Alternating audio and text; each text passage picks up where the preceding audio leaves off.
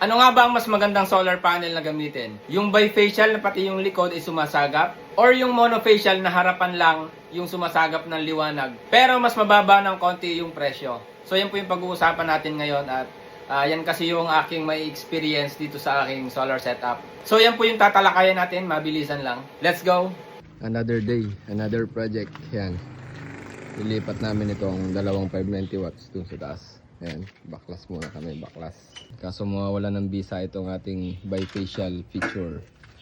Kasi ilalapat yan sa bubong, ganito lang yung allowance. So yan yung aming project. Iakyat yung dalawang 590 watts na yan dito sa bubong.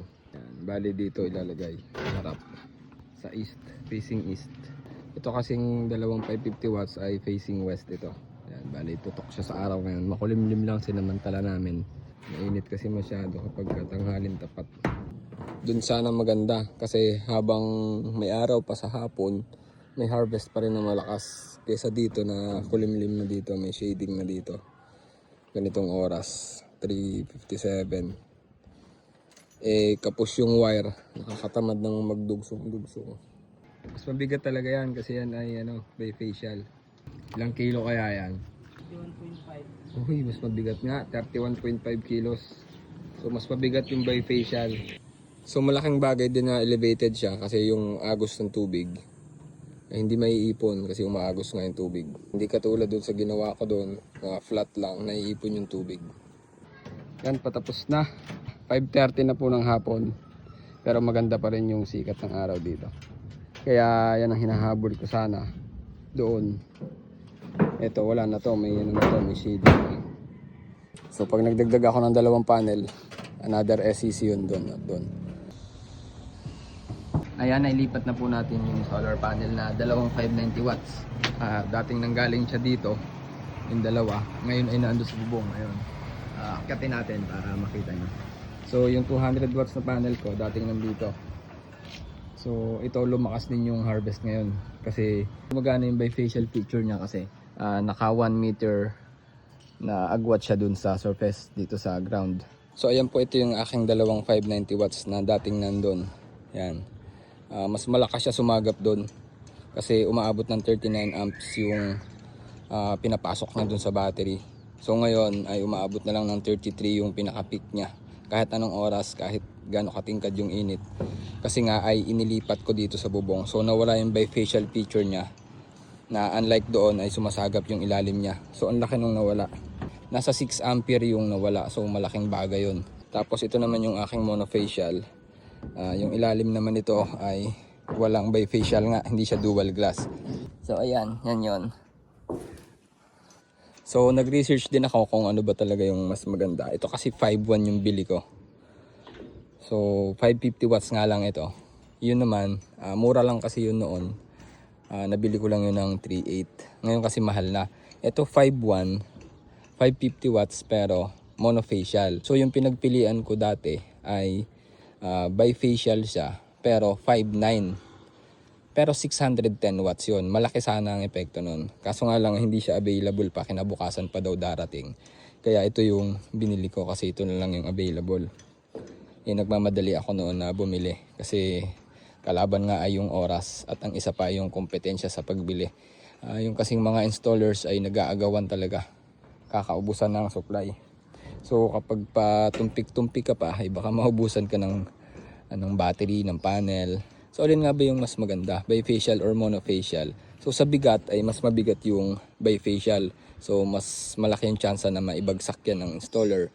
Kasi mas mabigat siya. Dahil nga unahan at saka yung likuran niya ay bubog, dual glass siya. Ito naman, yung ilalim niya walang glass pero mas mataas yung chance na masira yung backsheet niya kasi yung ilalim niya na hindi bubog. So pwedeng masira yung backsheet niya at magkaroon ng epekto na masira yung panel. At ayon naman dun sa isang website, yung HBOA Energy, ang sabi nila doon ay itong monofacial ay tumatagal ng 25 years yung pinakamax. Ito naman daw bifacial ay pwedeng umabot ng hanggang 30 years yung lifespan niya. So ang isa pa ring pinagkaiba ng bifacial sa monofacial ay mas matibay sa init yung bifacial kasi nga lagpasan yung sunlight, yung UV ay hindi ma-absorb ng isang surface lang. Unlike dito, salong-salo niya lahat yung init. So harang na agad nitong pinaka-front. Sasaluhin niya lahat yung init at yung UV. So mas matibay ang bifacial kaysa sa mono. Sa usapang harvest naman ay kung gusto niyo mas malakas yung harvest ng bifacial nyo, ay ilagay nyo dun sa ganon. Kumbaga pang ano talaga to, pang farm. So yung ilalim dapat ay sumasagap. At least 1 meter yung agwat. So maganda rin itong gamitin doon sa mga parking.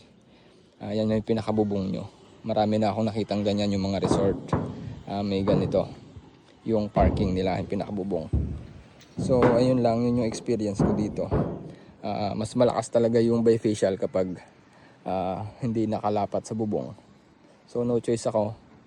Kaya ako naman nilagay dito kasi baka ipagawa ko na yung nandun. So para hindi na rin abala, kaya finix ko na siya dito sa bubong. Pero ang laki nung nawala, sa totoo lang. So ayun po, sobrang init sa taas. Sana po ay nasagot ko yung tanong nung karamihan kung ano ba yung mas magandang gamitin, yung bifacial or yung monofacial. So ang problema kasi dito ay yung presyo, isa ng factor yung presyo. Siyempre mas mura yung monofacial. Ang lamang ng bifacial ay yung tibay, mas matibay siya sa init. So mas matagal yung lifespan niya. So ito naman po ay sinishare ko lang yung nararanasan ko dun sa aking setup. At kung meron po kayo na experience na pwede nyong mas maipaliwanag at maidagdag kaalaman para sa lahat, ay malaya po kayong mag-comment dyan ng experience nyo. Kung ano ba yung mga advantage at disadvantages ng mga solar panels kung halimbawa ay bifacial or monofacial. So yun po yung experience ko at shinare ko kung ano yung nararanasan ko. So mas maganda talaga nakaangat yung bifacial. Ayan po, as you can see ngayon po ay 11 AM.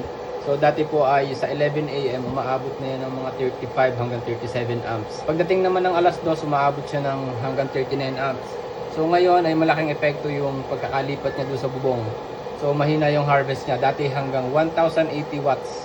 Ngayon 800, 900 watts na lang.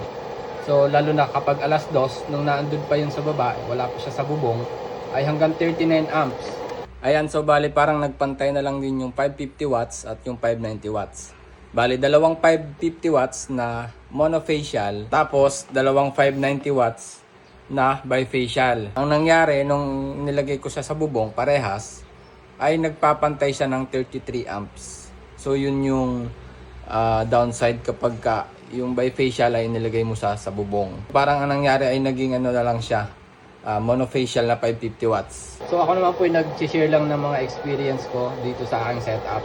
At sharing is caring po. Kung mayroon mo po kayong gustong ibahagi, ay malaya po kayong ibahagi sa amin dyan sa comment section yung mga nararanasan nyo din sa setup nyo na makakatulong sa iba. At kung sa tingin nyo po ay may natutunan kayo sa video na ito, at kung sakaling meron man talaga kahit konti, ay pwede po bang pakishare para malaman po ng iba.